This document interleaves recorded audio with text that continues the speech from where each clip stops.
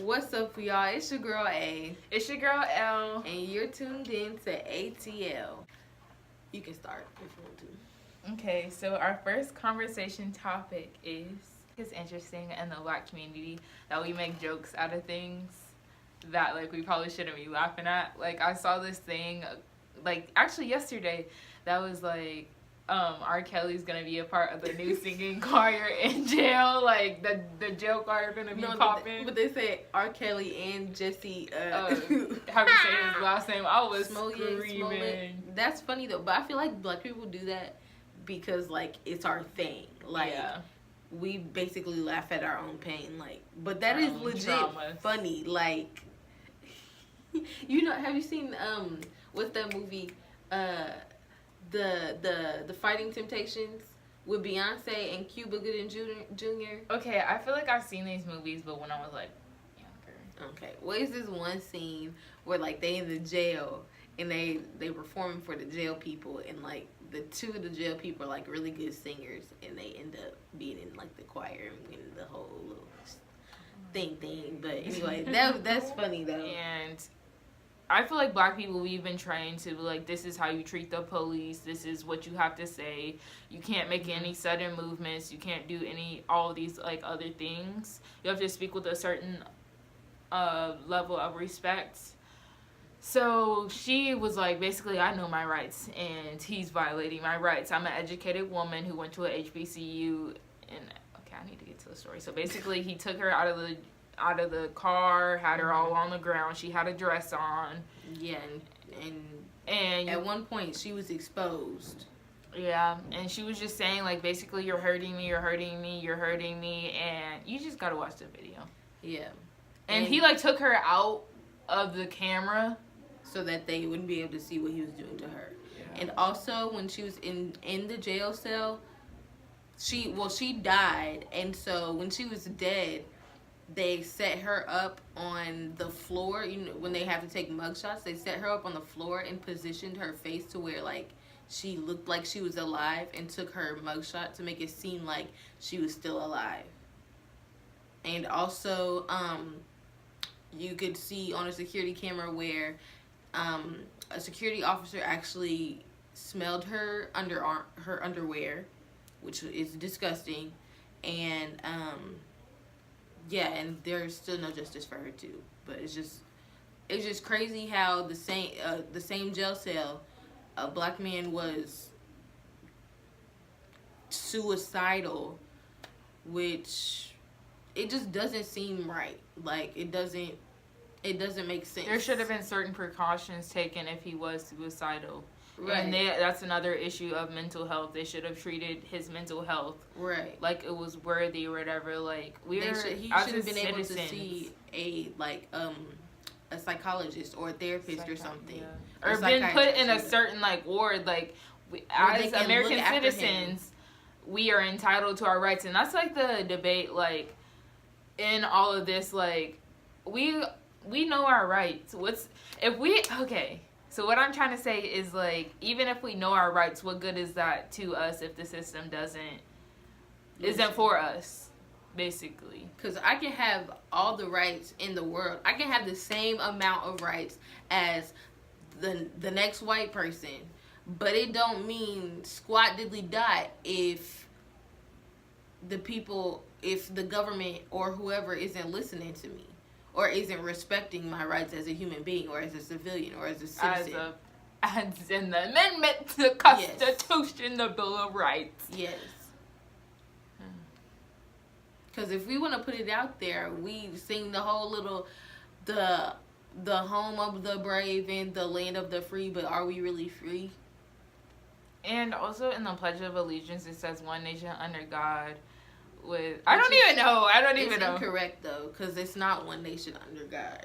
One nation under God with liberty and justice for all. And I pledge allegiance to the flag. Okay, I know the Pledge of Allegiance, but you're trying. Okay, that doesn't even matter, but like it does matter.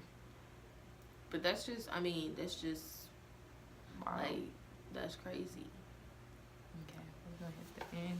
21 Savage was deported a couple weeks ago, and it just doesn't make sense because First of all, he came over when he was really little, really little. Contained him because like he needed to renew it and he hadn't gotten it renewed since like 2000 something. But his visa, I'm pretty sure his visa expired a while ago, like freaking 2006. Yeah, 2006. And he's been incarcerated multiple times. So it just doesn't make, because when you're incarcerated, you obviously have to get like scanned in to where like they run your background and everything, and that should have been on like their thing. Oh, he needs to, because he was incarcerated in 2014. I didn't think about that actually. And yeah, like you have to be scanned in, and they run Fingerprints and stuff. Fingerprints and all that stuff, and like they run your birth certificate and social security, all that stuff. So it would have made sense for them to deport him back then. So why did it take so long to deport him? Or like why did it? Go ahead. I feel like the agenda was like different back then because first of all we didn't have Donald Trump in the office who's like deportation like happy, like That's true. We had like Obama, but Obama was still deporting people. He was deporting people, but he also did the whole like Dreamers Act, and he also did like he wasn't so much as like, I'm deporting you because I think you're a criminal and I think you may rape my daughter or something. He was deporting because there was like drug exchange and everything like that, but he wasn't with the mindset of like everyone that's an immigrant is a criminal. And he also implemented ways for them to get their citizenship and like renew their visas and stuff like that. Definitely the deportation of like 21 Savage brought into like a different light of like immigration.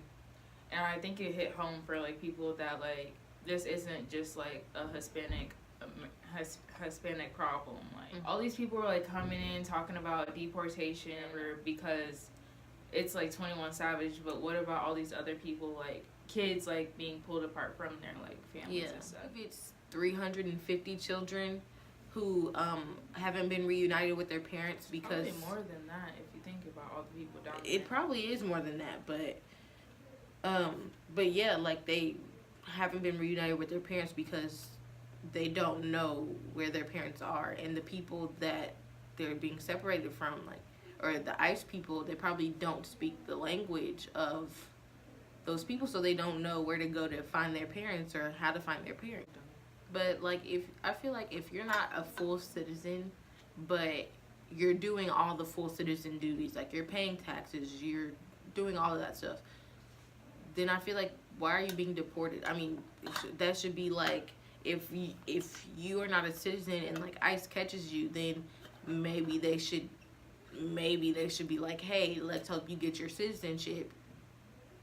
But it just doesn't make sense to be like thrown back into a place where you haven't built anything. I think also a lot of these people are coming for like a better life in America. When we think of America, what do you think of? Because we're black, we think of black people, Hispanic people, and all these other things. But if you're white, like the Make America Great Again statement, like what do you think of?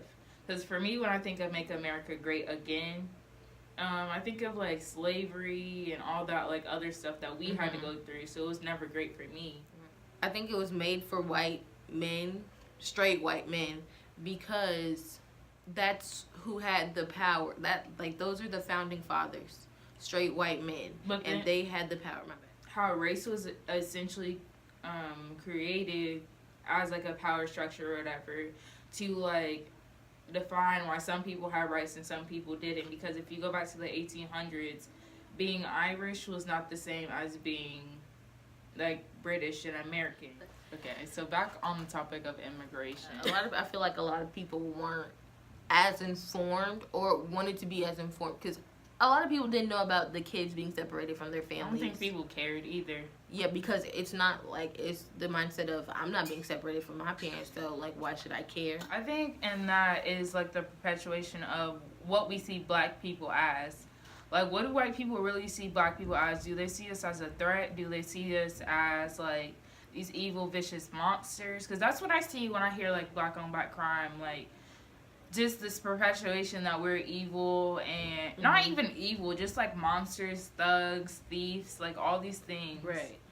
And I think that's comes into like why representation matters. But even in this representation, people are listening to more rap music, watching black documentaries and all these other things, but where are they when we need them? It goes into cultural appropriation.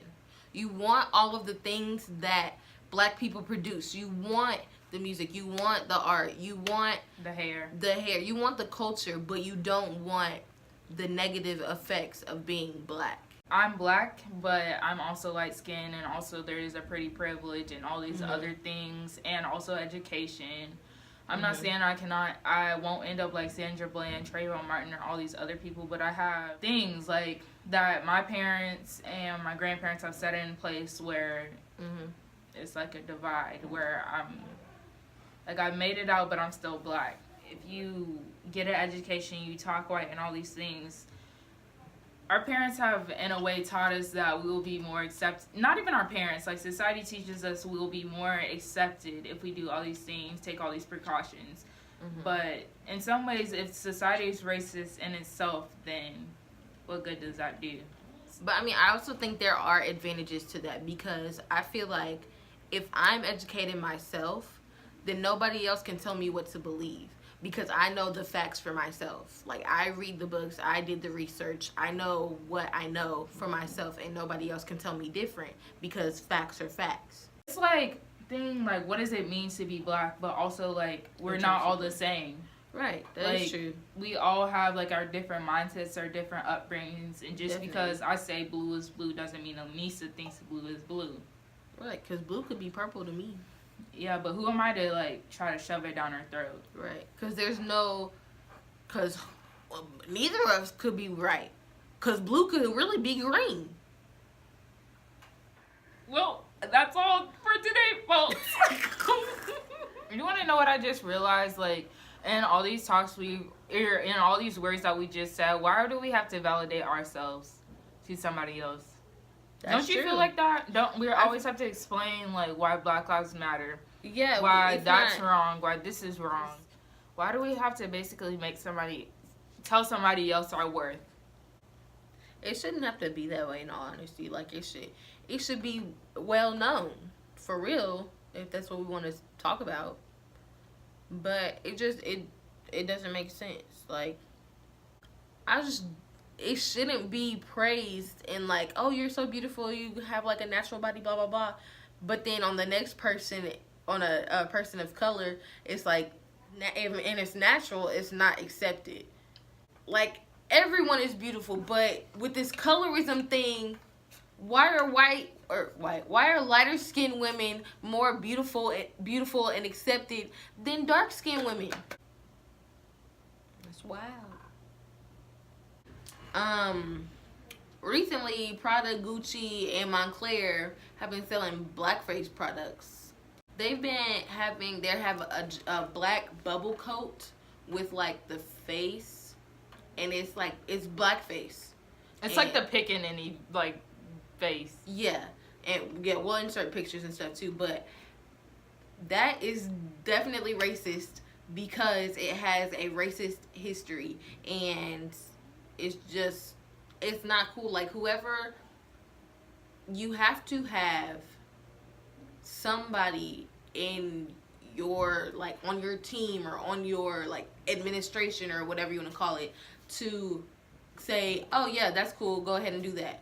I guarantee you there was most likely nobody African American who was on that board, or whatever else, a person of color, or a person of color who was on that board that said that was okay. Because if there was, then y'all need to weed them out. They need to go, because that's not cool. On Burberry, they had like a noose around the neck. Yeah, that's not cool at all. For me, I feel like a lot of these brands, for instance, Gucci, like, I feel like we're putting our money into these. I'm dead. We are putting our money into these brands. Like, the black dollar, like, matters. Our money is like, we really do value our money, and we put it into what we want to see in our future. So if I'm giving Gucci my money, I want to see something that I will want to invest in, if that makes sense. I wanted to make the point about whatever hair that grows up out my head should be appropriate for the workplace. If I want to wear my hair in an afro, I'm going to wear my hair in an afro, and it should be appropriate in the workplace. White people wear their straight hair. White people wear their curly hair, and it's appropriate in the workplace. So why isn't my hair appropriate in the workplace? Because maybe I add some weave to it or whatever. Like it's I paid for it, so it's mine. Because basically, like, apparently beauty is like European beauty standards. So it's like at one time it was like thin is in, and now everybody want to be thick because that's like the new thing, which is like all body types are cute, period. If your body is thin, it's cute. If your body is thick, it's cute. If your body is fat, it's cute. If your body is healthy, it's cute. Whatever you like about your body is cute, point blank, period. Side note. But anyways, but make sure you keep that same energy. Right, keep that same energy when it's on all people of all colors. When it's not smooth and slick like a glazed donut. It's not, and if it has imperfections, it's still cute because it's you. Boo, do you. If you want to wear what you want to wear, if you want to wear a bikini and you got a little gut, girl, wear your bikini. Nobody cares. It's you. Boo, do you. Period. But in the same conversation, like, this where culture appropriation like comes in, because appropriating my culture. It's not yours. You already stole somebody else's land. You done stole bodies, people's lives, raped, pillaged. Can I have my culture? I'm like that cat, that white cat that was like I'm dead.